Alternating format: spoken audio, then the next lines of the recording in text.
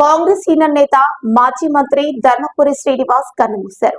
కొంతకాలంగా అనారోగ్యంతో బాధపడుతున్న శ్రీనివాస్ తెల్లవారుజామున 3:30 తుది శ్వాస విడిచారు. నిజామాబాద్ జిల్లాకు చెందిన ధర్మపురి శ్రీనివాస్ 1948 సెప్టెంబర్ 25న జన్మించారు.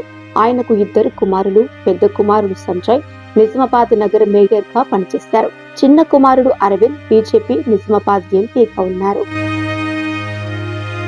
టి శ్రీనివాస్ సుదీర్ఘ కాలం పాటు కాంగ్రెస్ లో కొనసాగారు. ఉమ్మడి ఏపీలో మంత్రిగా, ఎంపీగా, పిసిసి అధ్యక్షులుగా పనిచేశారు. 1989, 1999, 2004లో వరుసగా 3 సార్లు ఎమ్మెల్యేగా గెలిచారు. సుదీర్ఘ కాలం పాటు పిసిసి అధ్యక్షుడిగా పనిచేశారు. రాష్ట్ర విభజన అనంతరం ఆయన బీఆర్ఎస్ లో చేరారు. కొద్ది రోజుల పాటు ప్రభుత్వ సలహాదారులుగా ఉన్నారు. ఆపై రాజ్యసభ సభ్యునిగా సైతం కొనసాగారు. ఆ తరువాత అనారోగ్యం కారణాలతో రాజకీయాలకు దూరంగా ఉన్నారు. I will miss you daddy అని ఆయన కుమారుడు ధర్మపురి అరవింద్ ట్విట్టర్ వేదికగా వెల్లడించారు.